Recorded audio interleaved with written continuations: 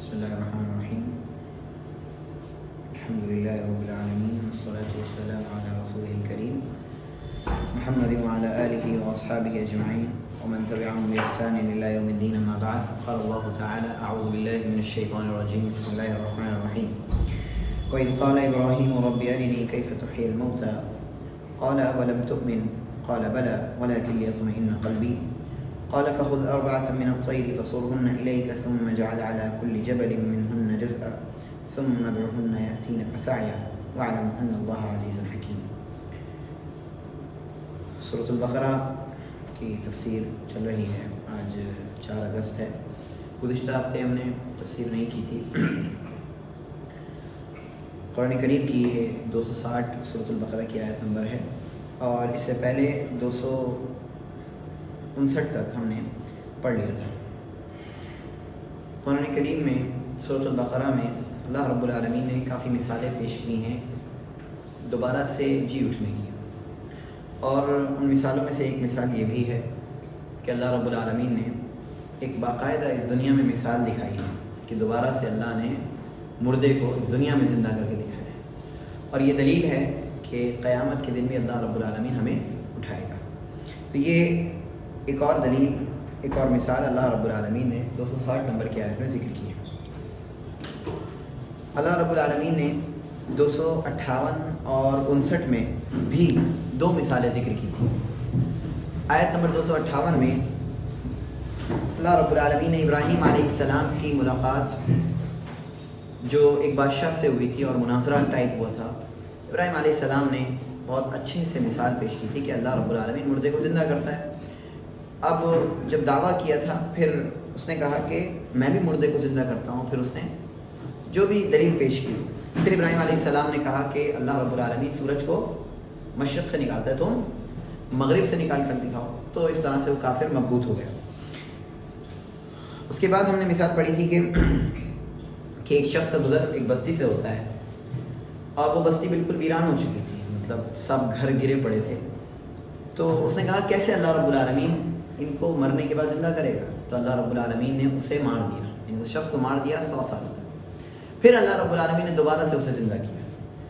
پھر اس سے پوچھا کتنے وقت تک تم ٹھہرے؟ اس نے کہا میں دن یا دن کا کچھ حصہ ٹھہرا ہوں. اللہ رب العالمین نے اس سے کہا بلکہ تم 100 سال ٹھہرے. تم اپنے کھانے کی طرف دیکھو، وہ تو ویسا کا ویسا ہی ہے، یعنی اس میں بدبو نہیں آئی. اور تم اس گدھے کی طرف دیکھو جس گدھے کے ساتھ تم آئے تھے، کہ اس کی ہڈیاں وغیرہ سب بوسیدہ ہو چکی، یعنی وہ بالکل مر چکا ہے، اس کی ہڈیاں سب ختم ہو چکی. ظاہر ہے 100 سال میں کیا جیے گا ایک گدھا. اور پھر اس کے بعد اللہ رب العالمین نے دوبارہ سے گدھے کو بھی زندہ کیا، اور اس کی شخصیت کے سامنے دوبارہ گدھے کو زندہ کیا. یہ دلیل پیش کی کہ اللہ مردے کو زندہ کرتا ہے. اب یہ ایک اور دلیل اللہ رب العالمین نے اس آیت میں پیش کی. اب دیکھتے ہیں آیت، یہ تھوڑا سا میں نے ریکیپ کیا تھا. آیت نمبر 260 فرمایا، اللہ نے ترجمہ دیکھیں، وَإِذْ قَالَ إِبْرَاهِيمُ رَبِّ أَرِنِي، اور یاد کرو اس وقت کو جب ابراہیم علیہ السلام نے کہا ربی، اے میرے رب، ارینی کیف تحیی الموتیٰ، تو مجھے دکھا کیسے تو مردے کو زندہ کرتا ہے. قال اولم تؤمن، اللہ نے کہا کیا تم ایمان نہیں رکھتے؟ قال بلی، ابراہیم علیہ السلام نے کہا کیوں نہیں. ولکن لیطمئن قلبی، لیکن میں اپنے دل کا اطمینان چاہتا ہوں، لیکن میرا دل مطمئن ہو جائے. قال، تو اللہ رب العالمین نے کہا فخذ اربعۃ من الطیر، تو تم 4 پرندے لو. فخذ اربعۃ من الطیر، تو تم 4 پرندے لو. فصرهن الیک، پھر تم انہیں اپنی طرف مائل کرو. ثم اجعل علی کل جبل منهن جزءا، پھر اس کے بعد ان میں سے ہر ایک کا ایک ایک ٹکڑا ایک ایک پہاڑ پر رکھ دو. ثم ادعهن، پھر تم انہیں بلاؤ. یأتینک سعیا، وہ تمہارے پاس دوڑ دوڑ کر آ جائیں گے. واعلم، اور جان لو، ان اللہ عزیز الحکیم، کہ اللہ غالب ہے، حکمت والا ہے. یہ آیت کا ترجمہ تھا. تھوڑی سی آیت کی تفسیر دیکھ لیتے ہیں. آیت سمجھنے کے اعتبار سے کافی آسان ہے. اس آیت کی تفسیر میں مفسرین نے کافی تفصیلات پیش کی ہیں. ہم تھوڑی سی تفصیلات دیکھتے ہیں. اللہ نے فرمایا وَإِذْ قَالَ إِبْرَاهِيمُ، اور یاد کرو اس وقت کو جب ابراہیم نے کہا. اب ظاہر سی بات ہے پیارے نبی صلی اللہ علیہ وسلم موجود نہیں ہے، لیکن پھر بھی اللہ رب العالمین، نبی صلی اللہ علیہ وسلم کے سامنے یہ واقعہ نہیں ہوا، پھر بھی اللہ رب العالمین کہہ رہے ہیں یاد کرو اس وقت. ایسا لگ رہا ہے جیسے گزر چکا ہے واقعہ. تو اللہ رب العالمین جب اس طرح کی بات کہتا ہے یاد کرو اس وقت کو، کہ اللہ کا مثال پیش کرنا ایسا ہے جیسے ہم اسے آنکھوں سے دیکھیں، اور ظاہر سی بات ہے وہ آنکھوں سے دیکھنے سے زیادہ یقین والی چیز ہے۔ ظاہر ہے جب اللہ رب العالمین کی بات آ جائے تو پھر اس کی بات جو ہوتی ہے وہ آنکھوں سے زیادہ یقین کرنے والی ہوتی ہے۔ تو اللہ رب العالمین نبی کریم صلی اللہ علیہ وسلم کو ایک واقعہ سنا رہا ہے کہ یاد کرو اس وقت کو جب ابراہیم علیہ السلام نے کہا، ابراہیم اور ابراہم، یہ قرآن کریم میں ابراہیم کا جو لفظ ہے اس سلسلے میں 2 قراءات موجود ہیں، ابراہیم اور ابراہم۔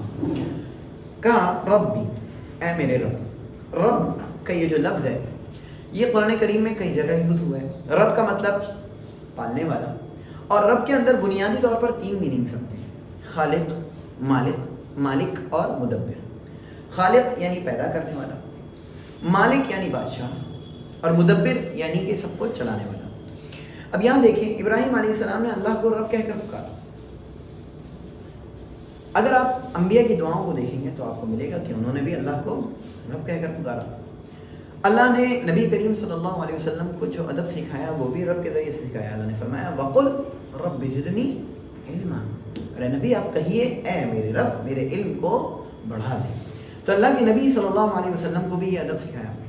ایک شخص کا واقعہ بڑا مشہور ہے اس سلسلے میں، وہ حدیث کہ ایک شخص آتا ہے جس کے بال بکھرے ہوئے ہوتے ہیں، حال اچھا نہیں ہوتا ہے، پھر وہ اپنے ہاتھوں کو آسمان کی طرف اٹھاتا ہے اور کہتا ہے یا رب یا رب۔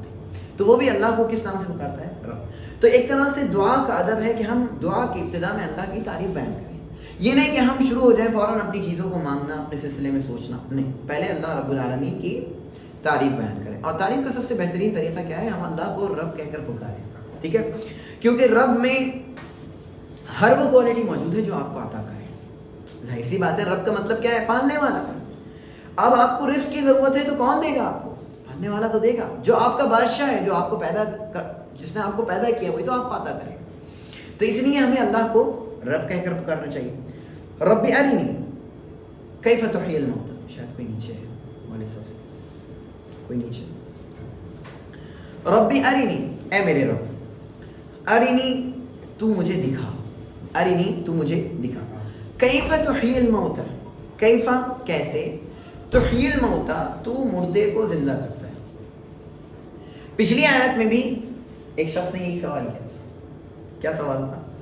وہ گزرا ایک بستی پر سے، اس نے کہا انا یحیی ھذہ اللہ بعد موتھا۔ اس میں اور اس جملے میں تھوڑا سا فرق ہے، وہ ہمیں سمجھنا ہے۔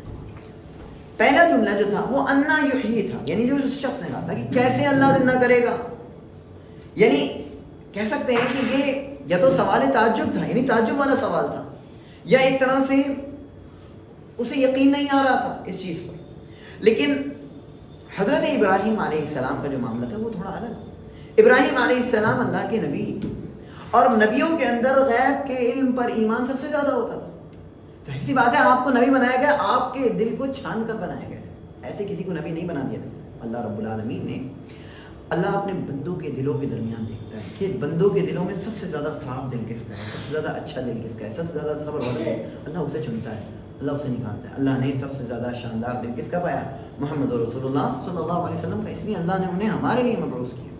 وہ انہی لوگوں میں تھے، قریش مکہ میں تھے، اللہ نے ان کو چنا، انتخاب کیا، تو ظاہر ہے ان کے دل کی پاکی صفائی کو دیکھ، اور یہ چیز اللہ رب العالمین ہر نبی کے ساتھ کرتا ہے۔ تو ابراہیم علیہ السلام غیب پر ایمان رکھتے تھے، غیب کا علم اللہ رب العالمین نے جو کچھ چھپا رکھا ہے، لیکن سب چیزوں پر وہ یقین رکھتے تھے ابراہیم علیہ السلام۔ لیکن اس کے باوجود انہوں نے کیا سوال کیا؟ کیف تحیی الموتى، کیسے تو مردے کو زندہ کر۔ ان کے سوال اور ان کے سوال میں اتنا سا فرق ہے کہ وہ اپنے رتبے کو بڑھانا چاہتے تھے۔ ایک ہوتا ہے علم یقین، ایک ہوتا ہے عین یقین، اور ایک ہوتا ہے حق یقین۔ علم یقین یعنی مجھے یقین ہے کہ ایسا ہی ہے، اللہ ہے، اللہ رب العالمین نے مجھے پیدا کیا ہے، اللہ ہی مجھے پال رہا ہے، اللہ ہی مجھے رزق دے رہا ہے، یہ علم یقین ہے سب کا ہی۔ نبی کریم صلی اللہ علیہ وسلم ہمارے درمیان آئے ہیں، وہ یہ کتاب جو ہے اللہ کی طرف سے اتری، یہ کیا ہے؟ علم یقین ہے، اور یہ سب کے پاس۔ لیکن آپ نے باقاعدہ دیکھ لیا، سب کو معلوم ہے کہ اللہ رب العالمین مردے کو زندہ، ہم سب سمجھ سکتے ہیں، یہ ہمیں کیا علم یقین ہے، لیکن وہ ایک رتبہ آگے بڑھا، یہ دوسرا رتبہ ہے کہ عین یقین، کہ آپ آنکھوں سے دیکھ لیں کہ ہاں ایسا ہے، اور اس سے کیا ہوگا, آپ ایک رتبہ آگے بڑھ جائیں گے. یہ شک کے طور پر حضرت ابراہیم علیہ السلام نے نہیں پوچھا, ورنہ کیا ہوتا, حساب ملتا, میرے شک نہیں. لیکن یہاں پر کیا ہے, یقین تھا, وہ ایک یقین کے لیول کو آگے بڑھانا چاہتا. تو ابراہیم علیہ السلام نے کہا کیف تحیی الموتى, تو ہم نے فرق سمجھا کہ پچھلے والے میں اور اس والے میں کیا انداز ہے. انہوں نے کہا انا یحیی هذه الاموات, اور یہ کیا کہنا ہے, کیف تحیی الموتى, اوکے کیسے اللہ زندہ کر سکتا ہے ان کے مرنے کے بعد. ہاں, اور حضرت ابراہیم علیہ السلام کیا کہہ رہے ہیں, کیف تحیی الموتى, کیسے مردے کو تو زندہ کرتا ہے, اللہ مجھے دیکھنا ہے, مجھے دیکھنا ہے. اللہ رب العالمین نے کہا اولم تؤمن, کیا آپ ایمان نہیں رکھتے, اولم تؤمن. یہاں بھی ایسا لگ رہا ہے جیسے اللہ رب العالمین ناراض ہو رہا ہے, نہیں, اولم تؤمن, ابراہیم کیا آپ کا ایمان نہیں ہے, قال بلا, انہوں نے کہا ہاں ایمان ہے. تو اس سے ثابت ہوا کہ حضرت ابراہیم علیہ السلام کیا رکھتے تھے, ایمان رکھتے تھے. قال بلا, انہوں نے کہا کیوں نہیں ہے اللہ, ولکن لیطمئن قلبی, لیکن یہ میرے دل کو مطمئن کر دے گا, یہ میرے دل کو مطمئن. اور دل کا میں نے بتایا نا, ایک لیول کیا ہو جائیں گے, وہ اوپر جائیں گے, یعنی علم یقین سے وہ کہاں چلے جائیں گے, عین یقین, یعنی یقین سے دیکھ لیں گے اس چیز کو. اور ظاہر سی بات ہے یہ اور انسان کو کیا کر دیتا ہے, مضبوط کر دیتا ہے. اور ابراہیم علیہ السلام کی دعوت میں ایک اور واقعے کا اضافہ ہو جاتا ہے کہ وہ لوگوں کو اللہ کی طرف بلاتے اور کہتے کہ ہاں اللہ رب العالمین نے اس طرح کی مثال پیش کیا اور اس طرح سے یہ واقعہ پیش آیا. تو یہ سمجھیں ہم کہ ابراہیم علیہ السلام کا ایمان تھا, لیکن وہ ایک رتبہ کیا کرنا چاہتے تھے, آگے بڑھنا چاہتے تھے عین یقین پر. اور اس طرح کی مثالیں آپ کو بہت ملیں گی, جیسے اللہ رب العالمین نے جو آسمان و زمین کی بادشاہت کی جو رموز ہیں, جو چھپی ہوئی چیزیں ہیں, معراج کے موقع سے نبی صلی اللہ علیہ وسلم کو دکھائیں. کیا دیا انہیں, عین یقین دیا. ایک مرتبہ نبی صلی اللہ علیہ وسلم نماز پڑھتے, اللہ نے جنت جہنم کو دکھایا, یہ کیا ہے, عین یقین ہے.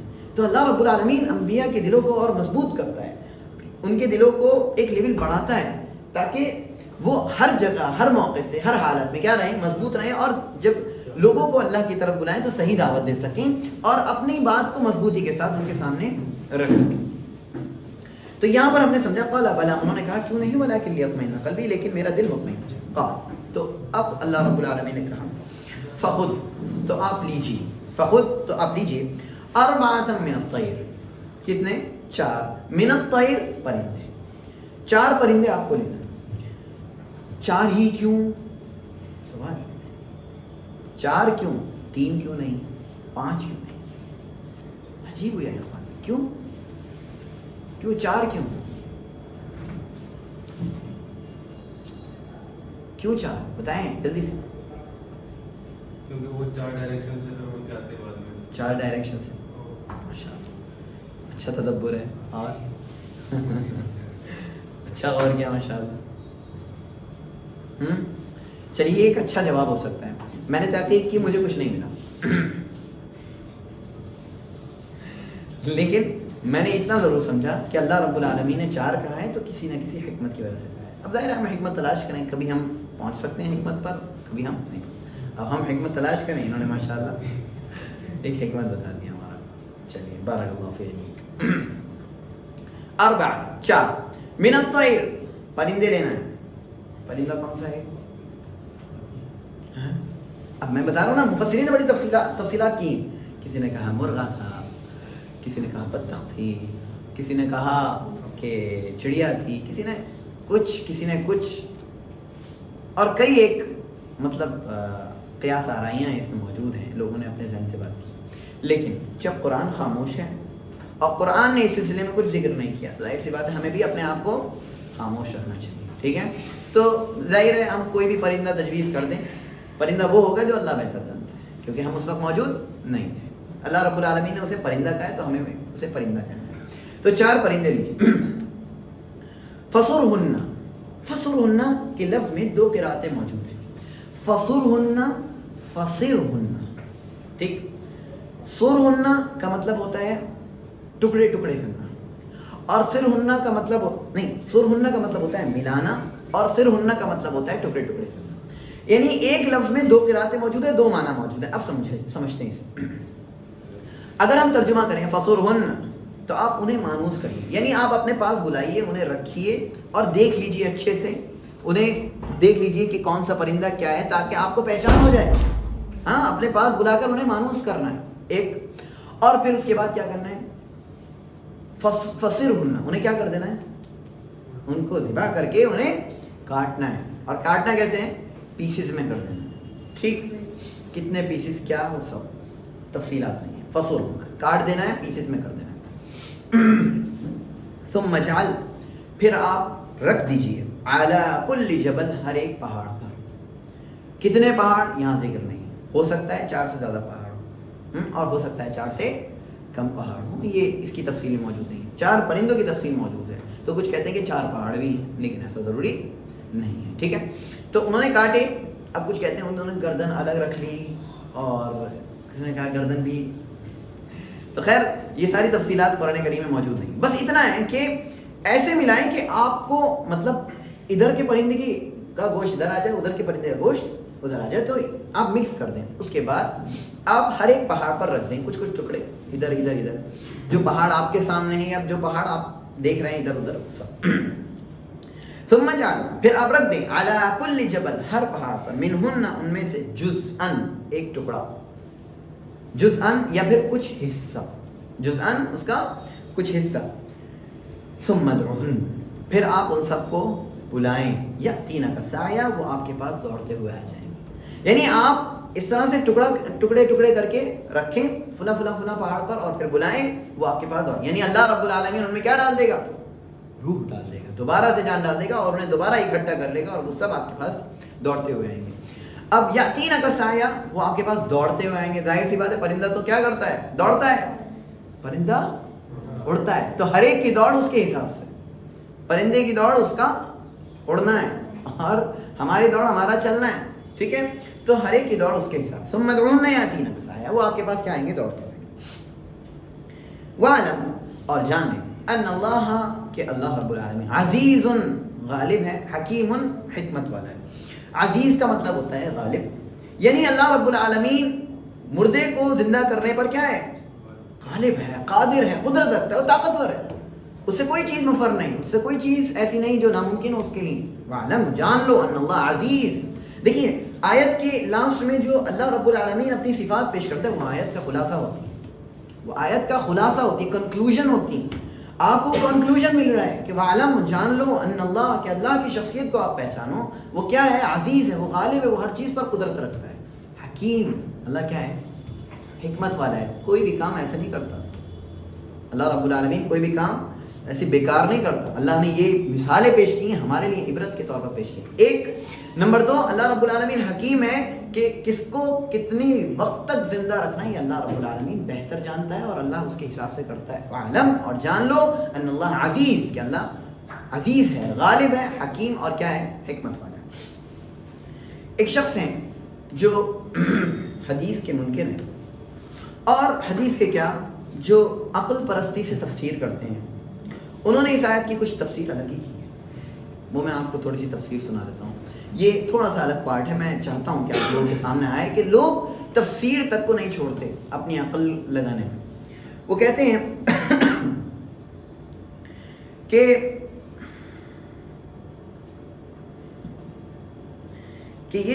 یہ ان کا نام ہے، ذہن سے نکل رہا ہے، ان کا نام ہے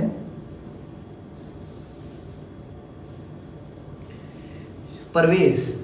ان کا نام کیا ہے، پرویز. یہ انہوں نے قرآن کریم کی تفسیر کری ہے، اور یہ اس تفسیر میں اپنی عقل کو لگاتے ہیں، اور اس آیت کی تفسیر کیا کرتے ہیں. کہتے ہیں، وہ ترجمہ فرماتے ہیں کہ ابراہیم علیہ السلام نے اللہ سے کہا. بہت غور سے سنیں گے آپ لوگ، اس میں کچھ بھی مس نہیں ہونا چاہیے تاکہ آپ کو سمجھ میں آئے کیا لوگ کیسے چینج کرتے ہیں. ابراہیم علیہ السلام نے اللہ سے کہا، کیا یہ ممکن ہے کہ اس قسم کی مردہ قوم بھی از سر نو زندہ ہو جائے، یعنی دوبارہ زندہ ہو جائے. اس قسم کی مردہ قوم، اثر، یہ میں اسی آیت کا ترجمہ بتا رہا ہوں جو ابھی میں کر چکا ہوں، کہ ابراہیم نے کہا، اے میرے رب تو مجھے دکھا کیسے تو مردے کو زندہ کرتا ہے. وہ کیا کہہ رہے ہیں کہ ابراہیم علیہ السلام نے اللہ سے کہا کہ کیا یہ ممکن ہے کہ اس قسم کی مردہ قوم بھی دوبارہ زندہ ہو جائے، اور اگر یہ ممکن ہے تو مجھے یہ بتلا دیے کہ اس کے لیے کیا طریقہ کار اختیار کیا جائے. ٹھیک، اب یہ بتائیے، یہ ترجمہ ہے صرف کیف تحیی الموتیٰ کا، کیسے تو مردے کو زندہ کرتا ہے کا ترجمہ انہوں نے کہا مردے سے کیا، مردہ قوم. ٹھیک ہے، اس کے بعد انہوں نے کہا قال ربی ارینی کیف تحیی الموتیٰ قال اولم تؤمن. اس کے بعد انہوں نے کہا کہ ابراہیم علیہ السلام نے کہا اس پر تو میرا ایمان ہے لیکن میں اس کا اطمینان چاہتا ہوں. اللہ نے کہا تم 4 پرندے دو.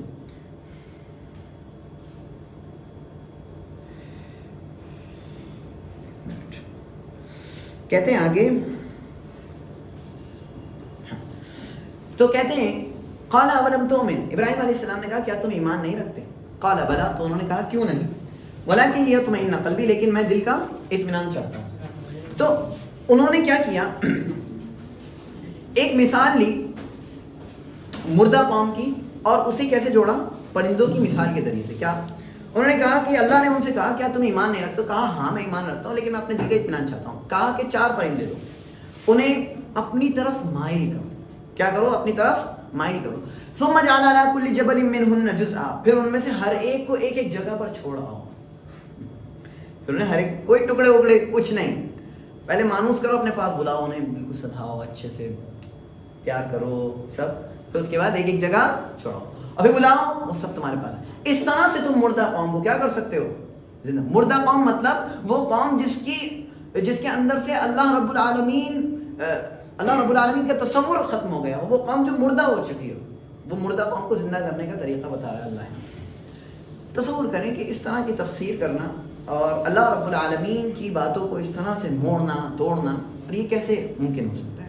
تو ظاہر سی بات ہے کیوں ایسا کر رہے ہو, کیونکہ عقل میں نہیں آنے والی چیز ہے کہ پرندوں کو کاٹا جائے, الگ الگ کیا جائے اور پھر یہاں رکھا جائے اور پھر بلایا جائے اور ویسے واپس آ جائیں. یہ عقل میں نہیں آ رہی تھی. تو انہوں نے کیا کہا کہ اللہ تو کیسے مردہ قوم کو زندہ کرتا ہے. مردہ, اچھا تصور کریں آپ, میں آپ سے سوال کروں, مردہ قوم کو زندہ کرنے کا طریقہ یہ ہے کہ مردہ قوم کو فلاں جگہ چھوڑ دو اور پھر انہیں بلاؤ, واپس آئیں گے, وہ آپ کے پاس دوڑتے ہوئے آ جائیں گے. یہ مردہ قوم کو زندہ کرنے کا طریقہ بتا ہے. یہ اللہ رب العالمین پر تہمت. ہمیں ہمارا آپ کو بہت احتیاط کے ساتھ ان تفاسیر سے جڑنا چاہیے جو تفاسیر صحیح ہیں, جن تفاسیر میں سلف کے اقوال, جن تفاسیر میں نبی کریم صلی اللہ علیہ وسلم کی بات موجود ہے, جن تفاسیر میں اللہ کے نبی صلی اللہ علیہ وسلم کا کلام موجود ہے. اللہ رب العالمین کے کلام سے تفسیر کی گئی. تفسیر القرآن بالقرآن, قرآن کی تفسیر قرآن سے کی جائے, یا قرآن کی تفسیر حدیث سے کی جائے, یا اقوال صحابہ سے کی جائے, یا سلف کے اقوال سے کی جائے, یا لغت سے کی جائے, ڈکشنری سے کی جائے. اس طرح کی تفسیر کی کیف تحیل موتا, موتا کا مطلب مردہ ہوتا ہے. مردہ قوم کب سے ہونے لگا؟ اور طریقہ کار آپ تصور کریں کیسے جوڑ سکتے ہیں آپ, نہیں جوڑ رہے. تو خیر یہ اللہ رب العالمین پر تہمت پرویز سامنے لگائی. ہم اور آپ کو احتیاط برتنی چاہیے. وَعَلَمْ أَنَّ اللَّهَ عَزِيزٌ حَكِيمٌ, اور جان لو ان اللہ کہ اللہ رب العالمین عزیز الحکیم, غالب ہے اور حکیم ہے. اس آیت سے ہم نے یہ سیکھا کہ اللہ رب العالمین ہم اور آپ کو دوبارہ سے زندہ کرے گا. اس چیز پر اللہ کیا ہے؟ قادر. اس کے بعد دیکھیں آیت نمبر 261, مثل الذین ينفقون اموالهم, ان لوگوں کی مثال.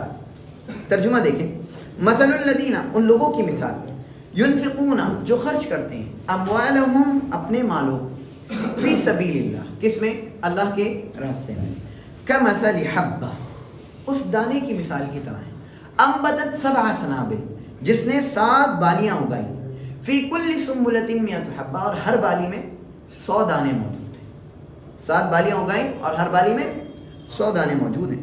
واللہ یضاعف لمن یشاء, اور اللہ جس کے لیے چاہتا ہے کئی گناہ دیتا ہے. واللہ واسع علیم, اور اللہ رب العالمین بہت وسعت والا اور بہت جاننے والا ہے. اس آیت میں دیکھیں اللہ رب العالمین نے پیچھے جو ذکر چل رہا تھا وہ جہاد کا ذکر چل رہا تھا. اب دوبارہ سے جہاد میں خرچ کرنے کا ذکر شروع ہو رہا ہے. یہاں پر اللہ نے مثال دی. جب بھی ہم مثال سنیں تو ہم تیار ہو جائیں کہ اب مثال آ رہی ہے, اور اگر ہمیں مثال سمجھ میں نہیں آ رہی تو ہمیں رونے کی ضرورت ہے, افسوس کرنے کی ضرورت ہے. بعض سلف وہ جب مثال سنتے تھے تو پہلے تیار ہو جاتے تھے, اور اگر انہیں مثال سمجھ میں نہیں آتی تو وہ روتے تھے. کیوں؟ اللہ رب العالمین نے قرآن کریم میں فرمایا وَتِلْكَ الْأَمْثَالُ نَضْرِبُهَا لِلنَّاسِ, یہ وہ مثالیں ہیں جنہیں ہم لوگوں کے لیے پیش کرتے ہیں. وَمَا يَعْقِلُهَا إِلَّا الْعَالِمُونَ, اسے سمجھیں گے تو صرف عالم لوگ سمجھیں, اسے سمجھیں گے تو جانکار لوگ. ظاہر سی بات ہے وہ سلف اپنے آپ کو پھر عالموں کی فہرست سے الگ سمجھتے تھے, تو کہتے تھے میں شاید اللہ کے علم کو صحیح طور پر نہیں جان سکتا, اس لیے وہ روتے تھے, افسوس کرتے تھے. تو اس لیے جب مثال آئے تو کیا ہو جائیں, فوراً ہم اور آپ کو تیار ہو جانا چاہیے. اللہ رب العالمین نے مثال پیش کی, اس مثال کو ہم سمجھتے ہیں, یہ صدقے پہ مثال ہے. فرمایا اللہ نے مثل الذین, ان لوگوں کی مثال, ينفقون, جو خرچ کرتے ہیں, اموالہم, اپنے مالوں. مال کس کا ہے؟ ان کا ہے کہ اللہ کا ہے؟ اللہ کا مال ہے. ساری چیزیں کس کی؟ انا للہ، ہم کس کے؟ اللہ کے. تو پھر اموالہم کیوں کہا؟ کہ وہ خود خرچ کر رہے ہیں، وہ نکال رہے ہیں اپنی طرف سے. اللہ نے ان کی شان بیان کرتے ہوئے کہا، ان کی ایک تکریم کے طور پر کہا کہ وہ اپنے مالوں کو خرچ کر رہے ہیں، حالانکہ مال سب کس کا ہے؟ اللہ کا. قرآن کریم میں ابھی ہم نے پڑھا تھا آیت الکرسی سے جسٹ پہلے والی آیت، یا ایھا الذین آمنوا انفقوا مما رزقناکم، اے ایمان والو خرچ کرو اس میں سے جو ہم نے تمہیں عطا کی. ہم نے اس سے پہلے پڑھا تھا کہ خرچ کرو اس میں سے جو ہم نے تمہیں عطا کیا، یعنی سب عطا کیا وہ کس کا ہے؟ رب العالمین کا. لیکن اللہ رب العالمین اموالہم کہہ رہا ہے، یعنی ان کے مال جو اپنے مالوں سے خرچ کرتے ہیں. تو یہ کس طرف اشارہ ہے کہ ان کی شان بیان کرتے ہوئے کہ جو خرچ کر رہے ہیں وہ اللہ کے ہیں کیا ہیں؟ عظیم لوگ، وہ بڑے لوگ ہیں. اس لیے اللہ رب العالمین نے مالوں کا اشارہ کس کی طرف کیا؟ ان کی طرف کیا. ایک فی سبیل اللہ، کس میں خرچ کرتے ہیں؟ اللہ کے راستے میں خرچ کرتے ہیں. وہ لوگ، ان لوگوں کی مثال جو اپنے مالوں کو اللہ کے راستے میں خرچ کرتے ہیں. یہ اللہ کا راستہ کیا ہے؟ اللہ کے راستے کے سلسلے میں، فی سبیل اللہ کے سلسلے میں بہت آسان میں بتاؤں. فی سبیل اللہ کو قرآن کریم میں ایک جگہ اسلام کے معنی میں استعمال کیا گیا ہے. فی سبیل اللہ کو قرآن کریم میں ایک جگہ اسلام کے معنی میں، قرآن کریم میں اللہ نے فرمایا ان کثیر من الاحبار والرهبان، سورۃ توبہ کی آیت نمبر 34، ان کثیر من الاحبار والرهبان لیاکلون اموال الناس بالباطل ویصدون عن سبیل اللہ، کہ بہت سے احبار یعنی عالم لوگ، والرهبان اور عبادت گزار لوگ، لیاکلون اموال الناس بالباطل، لوگوں کے مال باطل طریقے سے کھاتے ہیں، ویصدون عن سبیل اللہ، وہ لوگوں کو اللہ کے راستے سے روکتے ہیں. اللہ کے راستے سے مراد اسلام ایک چیز، یعنی سبیل اللہ اللہ کا راستہ اسلام، یعنی اللہ کے راستے میں خرچ کرتے ہیں، یعنی اسلام کی راہ میں خرچ کرتے ہیں، یعنی اللہ کو راضی کرنے کے لیے خرچ کرتے ہیں. کوئی بھی صدقہ، عام صدقہ ثواب ہے اس میں، ایک معنی. اور دوسرا معنی فی سبیل اللہ کا ہے جہاد فی سبیل اللہ، جہاد فی سبیل اللہ یعنی اللہ کی راہ میں جہاد کرتے ہوئے خرچ کرنا. اور یہ معنی جو سیاق چل رہا ہے، جو پہلے کی باتیں چل رہی ہیں، اس کے اعتبار سے زیادہ مناسب ہے کہ یہاں پر مراد کیا ہے؟ جہاد فی سبیل اللہ. گرچہ وہ بھی ہم داخل کر سکتے ہیں کہ یہ فی سبیل اللہ سے مراد اور دوسرے اللہ کی راہ میں یعنی اسلام کی راہ میں کوئی بھی ہم خرچہ کریں، وہ بھی سب اس میں عام صدقات بھی داخل ہو سکتے ہیں. تو دیکھیں کیا ہے، اللہ رب العالمین نے فرمایا وہ لوگ، ان لوگوں کی مثال جو اللہ کی راہ میں خرچ کرتے ہیں، یعنی جہاد فی سبیل اللہ میں خرچ کرتے ہیں. جہاد فی سبیل اللہ میں خرچ کرنے کی مثال نبی کریم صلی اللہ علیہ وسلم نے کچھ اس طرح سے بیان فرمائی. پیارے نبی صلی اللہ علیہ وسلم نے فرمایا کہ من صام یوما فی سبیل اللہ، جو ایک دن اللہ کے راستے میں روزہ رکھتا ہے، جو ایک دن اللہ کے راستے میں یعنی اللہ کے راستے میں جہاد کر رہا ہے، جہاد کے دوران اس نے کیا کر دیا؟ ایک دن کا روزہ رکھ لیا. باعد اللہ بذلک اليوم النار عن وجهه 70 خریفہ، اللہ 70 سال اس سے کیا کر دیتا ہے؟ جہنم کو اس کے چہرے سے دور کر دیتا ہے. یہ بنیاد ہے، کس چیز کی بنیاد ہے؟ کہ جہاد فی سبیل اللہ میں آپ چھوٹا سا عمل کریں گے، اللہ کے یہاں بہت قابل قدر ہوتا ہے. اللہ نے فرمایا ان لوگوں کی مثال جو اللہ کے راستے میں خرچ کرتے ہیں، یعنی جہاد میں خرچ کرتے ہیں، کمثل حبہ، اس کی مثال کیسی ہے؟ ایک دانے کی طرح ہے. ظاہر سی بات ہے میں نے کھیتی تو نہیں کی، جو لوگ کھیتی کرتے ہیں وہ خوبی اس چیز کو جانتے ہیں. ایک دانہ ہے، بیج ہے، کمثل حبہ، وہ بیج، اس بیج کو انسان نے بویا، اس بیج میں سے کتنے نکلے؟ 7 بالیاں نکلی. اور آپ دیکھیں گے کچھ، میں نے کچھ لوگوں سے مطلب کچھ جگہ پر سنا ہے کہ کچھ میں سے 13 بالیاں نکل آتی ہیں. ٹھیک، ایک بیج میں سے اتنی بالیاں نکلی، 7 بالیاں اللہ نے ذکر کی. ثم انبت 7 سنابل فی کل سنبلۃ 100 حبۃ، اور ہر بالی میں کتنے دانے؟ 100 دانے. میں نے رابطہ کیا کہ کیا ایسا ہوتا ہے، تو میں نے دیکھا کہ ہاں بالی کے اندر جو گیہوں کی بالی آپ نے دیکھی ہوگی، اس میں اگر چھوٹے چھوٹے دانے نکالے جائیں تو وہ 100 بھی، اور کچھ کہتے ہیں 100 سے اوپر بھی نکل آتے ہیں. ٹھیک، یہ اللہ رب العالمین نے مثال ہے کہ ایک دانہ بویا، دانے میں کتنی بالیاں نکلی؟ بالیاں وہ جو ایک طرح سے مطلب پتے کی ٹائپ، مطلب شکل ہے کے اعتبار سے پتے کی طرح ہوتی ہے. ٹھیک ہے، اس میں سے کیا ایک بالی میں کتنے دانے نکلے؟ 100 دانے نکلے. اگر ہم 100 کو 7 سے گڑا کریں یا پھر ملٹیپلائی کریں تو کتنا ہو جائے گا؟ 700. یعنی ایک دانے سے انسان کو کتنا مل رہا ہے؟ 700 مل رہا ہے. کیا مطلب؟ حبہ، ایک دانے کی مثال کی طرح ہے. انبتت 7 سنابل، جس نے 7 بالیاں اگائیں، اور فی کل سنبلۃ 100 حبہ، اور ہر بالی میں 100 دانے. اللہ کی راہ میں خرچ کرنا، اس کی مثال کچھ اس طرح ہی ہے کہ ایک انسان اللہ کی راہ میں خرچ کرے. خرچ کیا آپ نے اللہ کی راہ میں، مان لیجیے میں نے ایک کھجور خرچ کی، ایک کھجور اللہ کی راہ میں خرچ کی، اس ایک کھجور کے بدلے میں اللہ رب العالمین نے مجھے 700 گنا تک اجر دے دیا. اور اللہ نے آگے فرمایا واللہ یضاعف لمن یشاء، اور اللہ جسے چاہتا ہے اس سے زیادہ بھی دیتا ہے، اس سے کئی گنا آگے بڑھا کر دیتا ہے. لیکن یہ بنیاد کیوں ہے، کیوں ایسا ہوگا، کیسے ایسے حاصل ہوگا؟ اس کی بنیادیں 3 ہیں، وہ ہمیں سمجھنا ہے. 3 بنیادوں کے ذریعے سے ہم اور آپ کو یہ چیز حاصل ہو سکتی ہے. نمبر 1 صدق دل سے ہو، یعنی دل سچا ہونا چاہیے انسان کا، دل سچا ہونا چاہیے. نمبر 2 اخلاص موجود ہو، صرف اور صرف رب العالمین کے لیے میں کر رہا ہوں، صرف اور صرف رب العالمین. اور تیسری چیز کہ ہم اسے احسان سے بری کر دیں، یعنی ہم احسان نہیں جتلائیں گے، جو ہم خرچ کریں گے اس کے سلسلے میں ہم احسان نہیں جتلائیں گے. یہ 3 چیزیں اگر ہم اور آپ کریں گے تو انشاءاللہ ہم اور آپ کو بھی وہ اجر مل سکتا ہے جس کا اللہ رب العالمین نے یہاں ذکر کیا. تو یہ ایک مثال ہے صدقے کی. چند ایک مثالیں میں اور ذکر کرنا چاہتا ہوں ہم لوگوں کے سامنے. ایک شخص آیا اللہ کے نبی صلی اللہ علیہ وسلم کے پاس اپنی ایک اونٹنی لے کر. اس اونٹنی کی ناک میں نکیل پڑی ہوئی تھی، نکیل جس سے اونٹنی کو پکڑ کر کھینچتے ہیں، ٹھیک ہے. اور اس نے کہا اللہ کے نبی صلی اللہ علیہ وسلم ہذہ فی سبیل اللہ، یہ اللہ کی راہ، یہ اللہ کی راہ. فقال رسول اللہ صلی اللہ علیہ وسلم لک بہا یوم القیامہ 700 ناقہ، تمہارے لیے اس کے بدلے میں قیامت کے دن 700 اونٹنیاں، مالی قیامت یعنی 700 اونٹنیوں کا اجر تمہیں حاصل ہوگا. کس بنیاد پر؟ کیونکہ تم نے ایک اونٹنی کس قرآن میں خرچ کی. دیکھیے بالکل حدیث اور قرآن کی آیت میچ ہو گئی کہ ایک دانہ بویا اور کتنا ملا؟ 700. اسی طرح ایک اونٹنی کو اللہ کی راہ میں خرچ کیا تو کیا ملا؟ 700 اونٹنیوں کا اجر مل گیا ہمارا آپ کو قیامت میں. ایک اور مثال جو حضرت بلال رضی اللہ تعالیٰ عنہ کے سلسلے میں ہے کہ ان کے پاس کھجور کا کچھ گوشہ رکھا ہوا تھا، کچھ کھجوریں رکھی ہوئی تھیں، خشک کھجوریں تھیں. کہا پیارے نبی صلی اللہ علیہ وسلم نے کہا ما ھذا یا بلال، یہ کیا ہے بلال؟ انہوں نے کہا اللہ کے رسول صلی اللہ علیہ وسلم میں نے اسے آپ کے لیے، اپنے مہمانوں کے لیے، اپنے لیے کیا جمع کر کے رکھا ہے. پیارے نبی صلی اللہ علیہ وسلم نے کہا کیا تمہیں اس بات کا ڈر نہیں کہ یہ کیا بن جائے؟ جہنم کا بخار بن جائے، یعنی جہنم کی گرماہٹ یہ بن جائے. یعنی تمہیں اس بات کا ڈر نہیں کہ اگر تم اسے رو کے رکھو اور اللہ رب العالمین ناراض ہو جائے، اور اسے رو کے رکھنے کی وجہ سے یہاں تک یہ جہنم کی تپش بن جائے. تو پیارے نبی صلی اللہ علیہ وسلم نے کہا انفق بلال ولا تخش من ذی العرش اقلالا، کہ بلال خرچ کرو اور عرش والے سے کمی کے سلسلے میں مت ڈرو. عرش والا بہت غنی ہے، وہ سب کو نوازتا ہے، اس سے کمی کے سلسلے میں.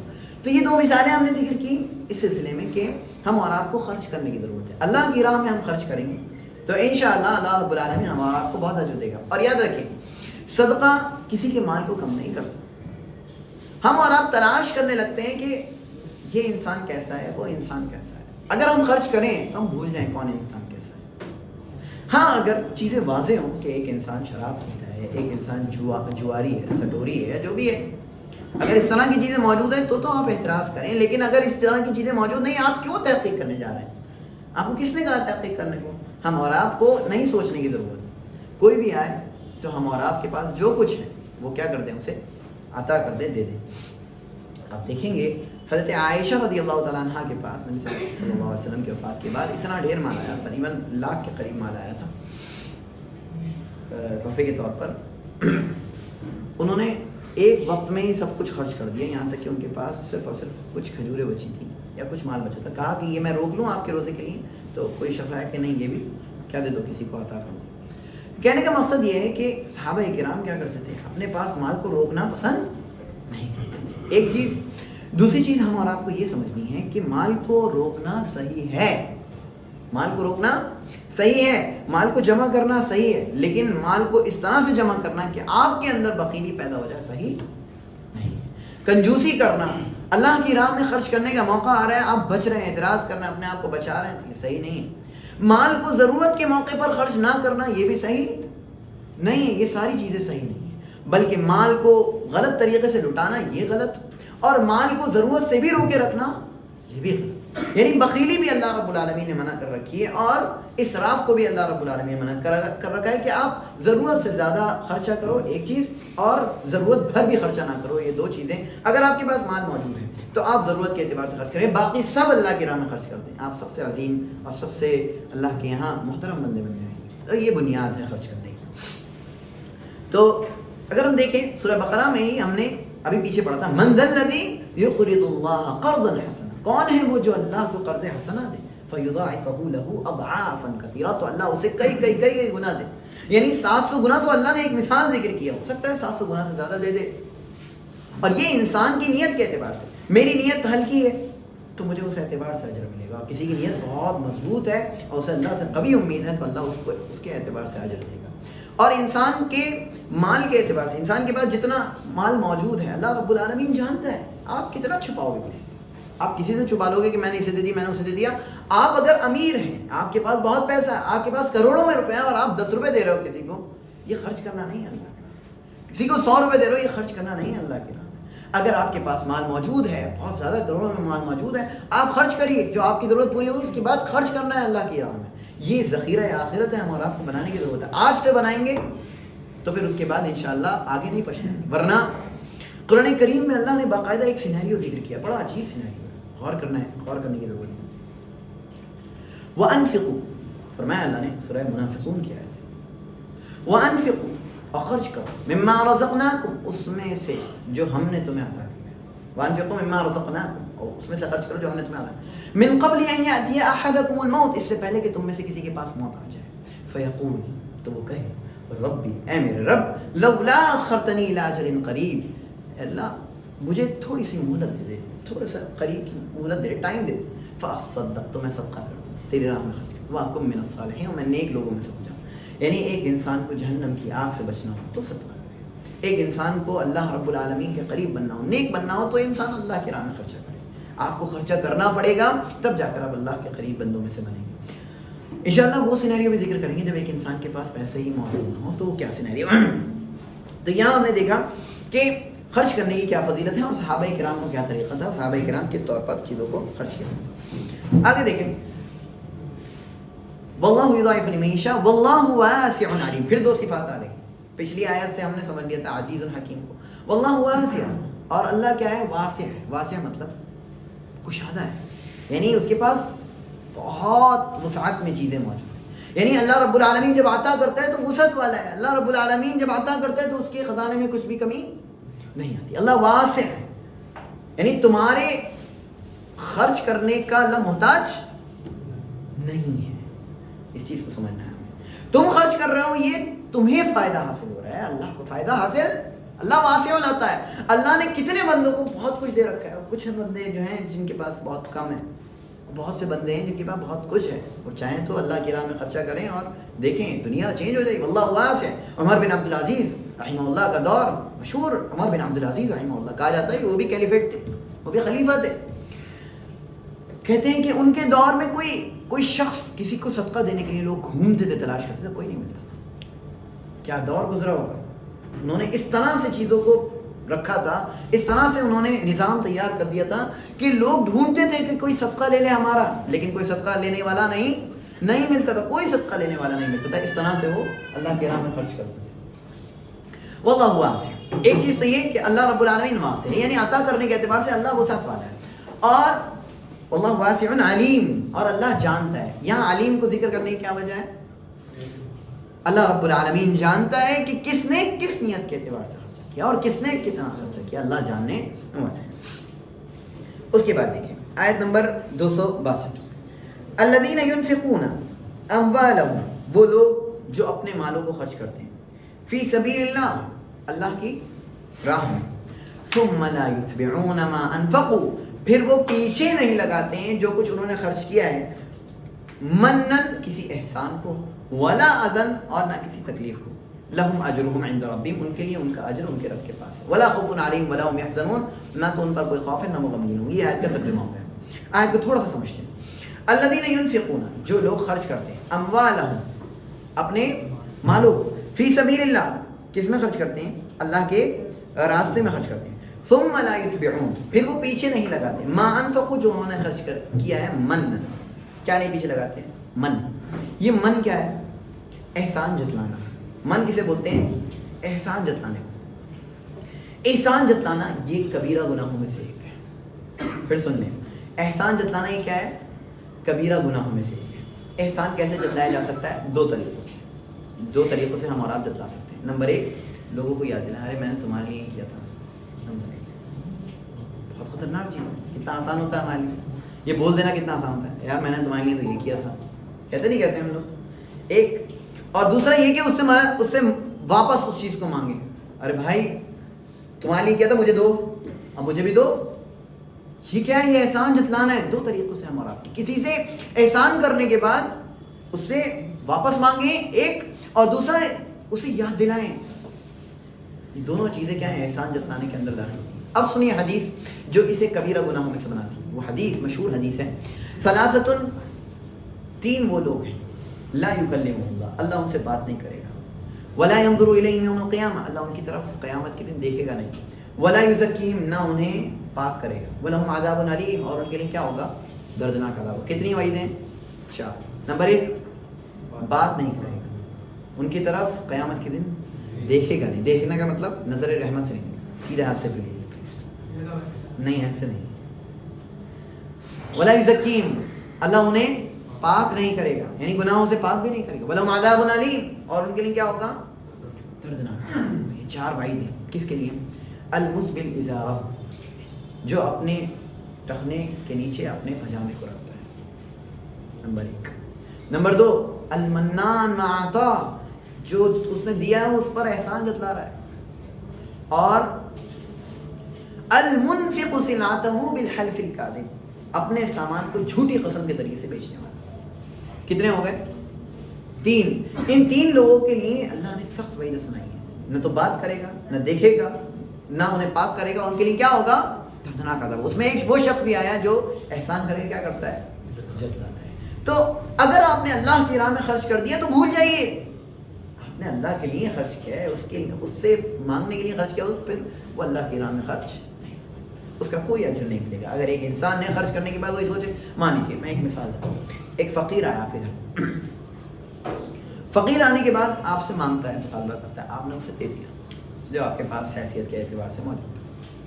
اگلے دن وہ فقیر دوبارہ آتا ہے، اب آپ کہہ رہے ہو یہ دوبارہ کیوں آیا؟ کیا آپ سوچ سکتے ہیں کہ جتنے پیسے آپ نے دیے تھے کیا اس کی ضرورت پوری کر چکے وہ پیسے؟ یا اگر اس نے دوسرے لوگوں سے ہی مانگا، وہ آج آپ کے پاس آیا دوبارہ سے، تو آپ کیوں اتنا سوچ رہے ہو؟ آپ اس سے کوآپریٹ کرو، کل ہی تو دیا تھا، یاد نہیں؟ ہاں، آپ کو پتہ ہے اللہ رب العالمین نے کہا پھر اس کے پیچھے وہ احسان جتلانے کو نہیں لگاتے. ایک ولا اذن، اور تکلیف کو بھی نہیں لگاتے. یعنی آپ کو ایسے جملے نہیں بولنا ہے جس سے سامنے والے کو کیا ہو جائے؟ تکلیف ہو جائے. یعنی خرچ کیا ہے تو خرچ کرنے کے بعد نہ تو احسان جتلانا ہے اور نہ ہی کسی بھی قسم کی تکلیف پہنچانا ہے. اس لیے اللہ نے دونوں لفظوں کو رکھا ہے یہاں کہ انفاق فی سبیل اللہ کر دیا آپ نے، اللہ کی راہ میں خرچ کر دیا ہے، اب اس کے بعد نہ تو احسان جتلانا ہے اور نہ ہی کسی قسم کی تکلیف دینا ہے کہ آپ اسے سنا دو. میں نے دیکھا ہے بہت سے لوگوں کو جو خرچ جو دیتے ہیں، لوگوں کو دیتے ہیں، عطا کرتے ہیں، پہلے وہ دھتکارتے ہیں، پہلے وہ ڈانٹ دیتے ہیں، وہ بیچارہ اصرار کر رہا ہوتا ہے مجھے طرح چاہیے، پھر اس کے بعد وہ عطا کرتے ہیں. یہ تکلیف ہے، بہت بری تکلیف ہے. اور یقین جانے اللہ رب العالمین سخت ناراض ہوتا ہے ایسے لوگوں سے اللہ سخت ناراض ہوتا ہے. اگر انسان کے پاس موجود نہیں ہے تو انسان کو کیا کرنا چاہیے، وہ انشاءاللہ اگلی آیت بتا رہی ہے. تو ہمیں ان 2 چیزوں کا خیال رکھنا ہے کہ نہ تو اس کے ساتھ کیا کوئی احسان جتلانے کی بات ہو اور نہ ہی کوئی تکلیف دینے والی چیز ہم اور آپ کو اپنائیں. لہم اجرہم، ان کے لیے ان کا اجر ہے عند ربہم، ان کے رب کے پاس. یہ اجر کو اللہ رب العالمین نے ایسے رکھا ہے، یعنی ان کے پاس ان کا اجر ہے. کتنا ہے نہیں بتایا، یعنی کہ ان کے لیے بے حساب اجر. لہم اجرہم، ان کے لیے ان کا اجر ہے عند ربہم. یہ ویسے ہی ہے الصوم لی وانا اجزی بہ، کہ روزہ میرے لیے ہے، میں ہی اس کا بدلہ دوں گا. یعنی روزہ اللہ نے اپنے لیے خاص کر رکھا ہے اور اللہ رب العالمین اس کا بے حساب اجر دے گا. ایسے ہی اس کا اجر ہے کہ ہم اللہ کی راہ میں صدق دل سے خرچ کریں گے تو اللہ بے حساب ہمارا آپ کو اجر دے گا. اس لیے 700 گناہ کا ذکر کیا. بعض علماء کہتے ہیں کہ یہ 70 700 یہ جو احادیث میں قرآن میں جو اس طرح کی چیزیں استعمال ہوئی ہیں، یہ اس لیے استعمال ہوئی ہیں کثرت کو بتانے کے لیے کہ اللہ کئی گناہ انسان کو دیتا ہے. یہ 700 اور کچھ نہیں ہے اللہ کے لیے، اللہ تو کئی گناہ دینے والا ہے. لہم اجرہم، ان کے لیے ان کا اجر، عند ربہم، ان کے رب کے پاس، ولا خوف علیہم. اب دیکھیے یہاں اللہ نے واضح کر دیا ان کے رب کے پاس اجر ہے. یہاں مت مانگو، یہاں کیوں تلاش کرنے لگ گئے ہم؟ اور آپ یہاں تلاش نہیں کرنا ہے، اپنے رب کے پاس تلاش کرنا ہے، اپنے رب کے پاس ڈھونڈنا ہے. انبیاء نے اپنی ساری دعوت لگا دی اور اس کے بعد کہا کہ ہم تم سے کسی اجر کا مطالبہ نہیں کرتے، ہمارا اجر کس کے پاس ہے؟ قرآن میں کافی بار وَيَا قَوْمِ لَا أَسْأَلُكُمْ عَلَيْهِ مَالًا، اے قوم میں تم سے سوال نہیں کر رہا ہوں کسی مال کا، ان اجریہ الا اللہ، میرا اجر کس کے پاس ہے؟ صرف اللہ کے پاس. تو ظاہر ہے ہم اور آپ جب کچھ بھی اللہ کے لیے کریں تو پھر اللہ ہی کے لیے کریں اور کسی بھی اجر کا لوگوں سے مطالبہ نہ کریں. وَلَا خَوْفٌ عَلَيْهِمْ وَلَا هُمْ يَحْزَنُونَ، نہ تو ان پر کوئی خوف ہے، خوف مستقبل کا ہوتا ہے، آنے والا فیوچر کا ہوتا ہے. وَلَا هُمْ يَحْزَنُونَ، اور نہ ہی وہ غمگین ہوں گے، غم پاسٹ کا ہوتا ہے. نہ تو آنے والی چیز کا انہیں کوئی خوف ہو اور نہ ہی پیچھے جو چھوٹ گیا اس کا کوئی غم. یعنی انہوں نے جو پیچھے کر دیا اس پر خوش ہوں گے اور نہ آگے آنے والی چیز کا انہیں ڈر ہوگا، بلکہ وہ آگے آنے والی چیز سے کیا ہو، مطمئن کہ نہیں بھائی میں نے تو الحمدللہ اللہ کی راہ میں خرچ کیا تو مجھے کوئی خوف نہیں، کیوں اللہ مجھے بچا لے گا، میرا صدقہ کام آ جائے گا، ہاں پہاڑ بن کر آئیں گے صدقے.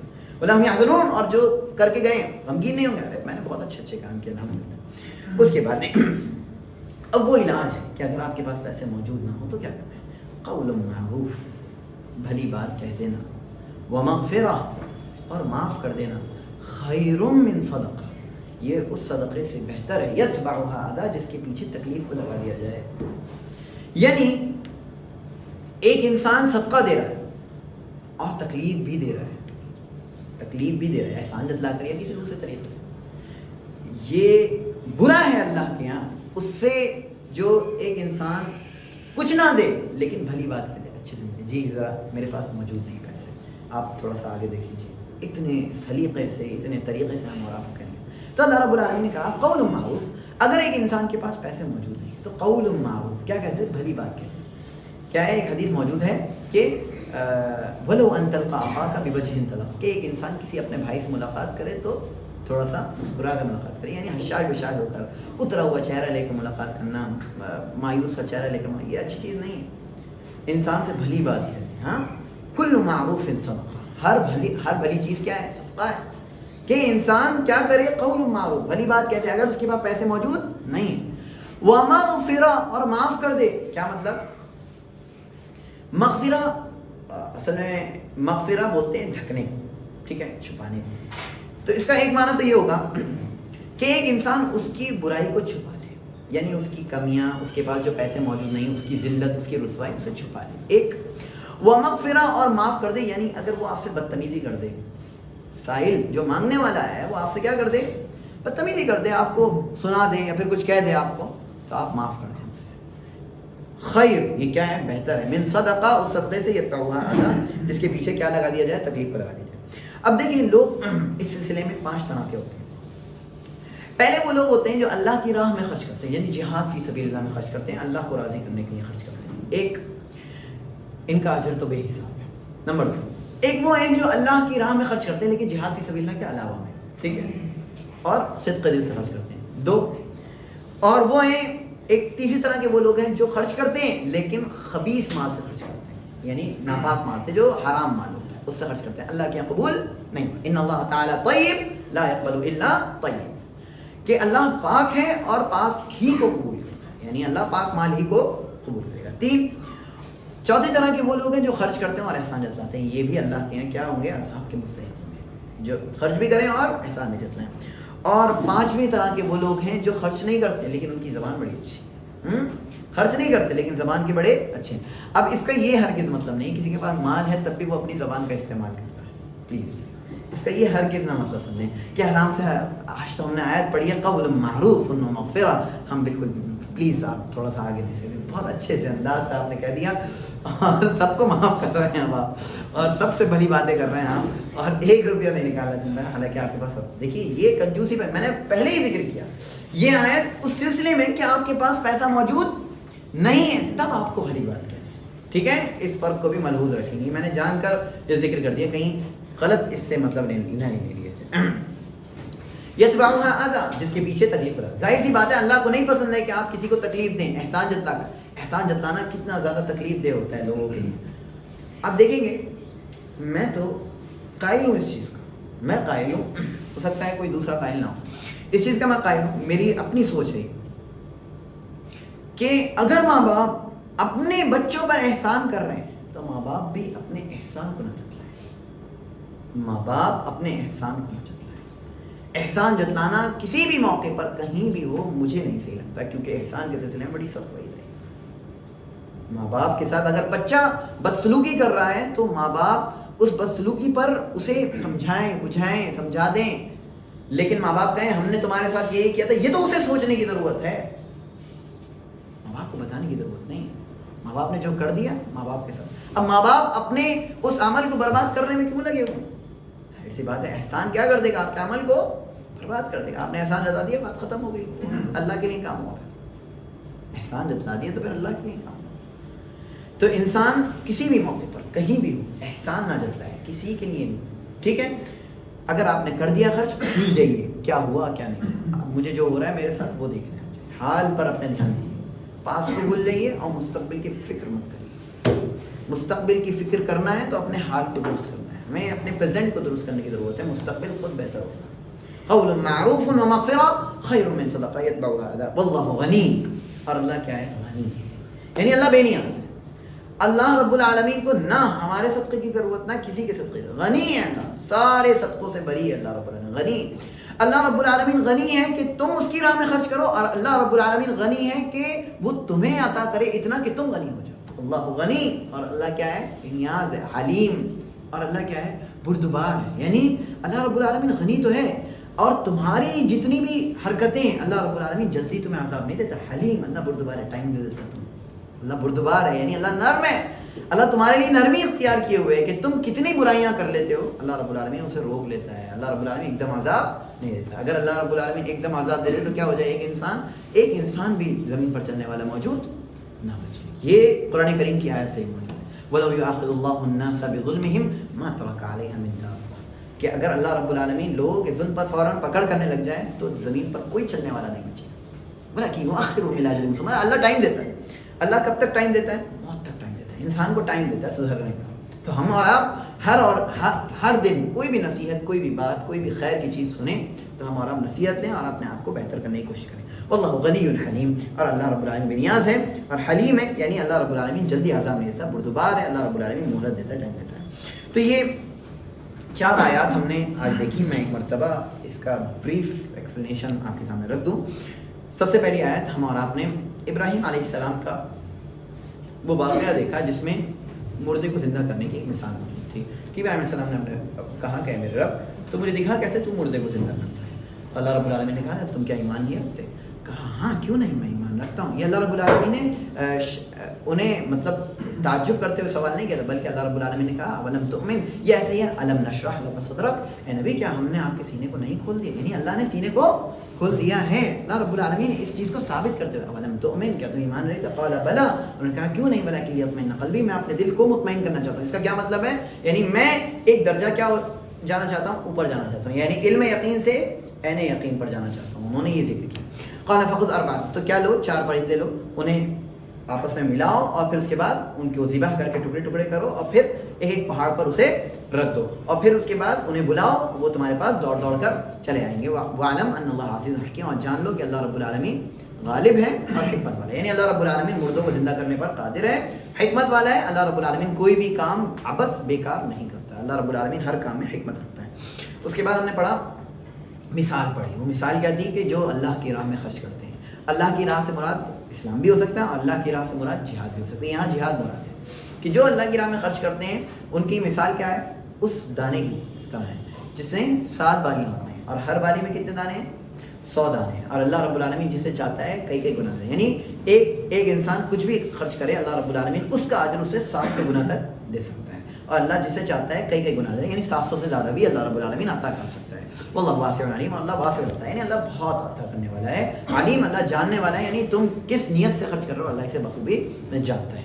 اس کے بعد ہم نے پڑھا کہ جو اللہ کی راہ میں خرچ کرتے ہیں، 262 نمبر ہے، جو اللہ کی راہ میں خرچ کرتے ہیں پھر وہ اس کے پیچھے من یعنی کہ احسان جتلانے کو، ولا عدل، اور کسی بھی تکلیف کو نہیں رکھتے، یعنی پیچھے کوئی بھی احسان جتلانے کو نہیں رکھتے، کوئی بھی احسان والی سوچ نہیں رکھتے، اور نہ کوئی بھی تکلیف، زبانی تکلیف یا پھر ہاتھ پیر سے کچھ بھی تکلیف نہیں پہنچانے کی کوشش کرتے ہیں۔ ان کے لیے ان کا اجر ان کے رب کے پاس موجود ہے. ظاہر سی بات ہے اللہ ان کی بے حساب اجر دے گا. ولا خوف علیہم ولا هم يحزنون, نہ ان پر کوئی خوف ہے نہ وہ غمگین ہوں گے, یعنی انہوں نے جو خرچ کیا اس پر وہ بہت خوش ہوں گے.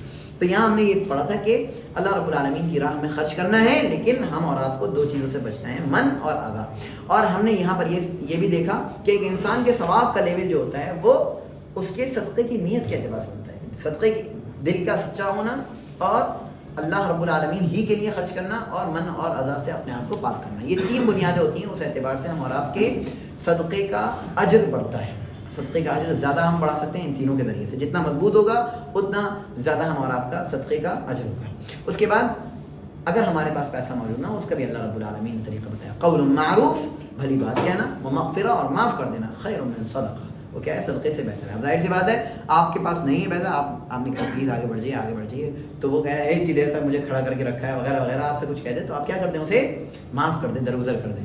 اب دیکھیے بھلی بات کہنا یہ دونوں طرف سے ہونا چاہیے, ٹھیک ہے, جو دے رہا ہے اس کی طرف سے بھی ہو اور جو مانگ رہا ہے اس کی طرف سے. اس لیے جو متکبر فقیر ہوتا ہے اس کے سلسلے میں وہی ہے, جو تکبر کر رہا ہوتا ہے فقیر نکال, اس طرح سے جو تکبر کر رہا ہوتا ہے اس کے لیے بھی وعید آئی ہے, باقاعدہ حدیث میں موجود ہے. تو بھلی بات کہنا یہ دونوں کی طرف سے, مغفرہ اور معاف کر دینا, خیرن یہ بہتر ہے, من صدقہ, اس صدقے سے جس کے پیچھے کیا لگا دی جائے, تکلیف لگا دی. یعنی آپ کسی کو پیسے تو دے رہے ہیں لیکن پیچھے کیا دے رہے ہیں, ڈانٹ کر دے رہے ہیں, تکلیف دے کر دے رہے ہیں, یہ اس سے کیا ہے, بہتر ہے کہ آپ نہ دیں, ٹھیک ہے, آپ اپنے آپ کو بچا لیں. لیکن اس سے ہم نے یہ سمجھا کہ اگر کسی کے پاس پیسہ موجود ہو تو بھلی بات کہہ کر بات کو نہ چھوڑ دے بلکہ اسے عطا کر دے اپنے پیسے میں سے. واللہ غنی حلیم, اور اللہ کیا ہے, بے نیاز ہے, اللہ کو کسی کے پیسے کی ضرورت نہیں, اللہ بے نیاز ہے. اللہ تو ہم اور آپ کو ٹیسٹ کرنا چاہتا ہے. حلیم, اللہ بردبار ہے, ہم اور آپ کو ہمارے فیل کی وجہ سے جلدی عذاب نہیں دیتا بلکہ ہمیں مہلت دیتا ہے, ٹائم دیتا ہے. تو یہ ہم اور آپ نے آیات پڑھی. جی کیا آج ہم اور آپ کو سیکھنے کو ملا؟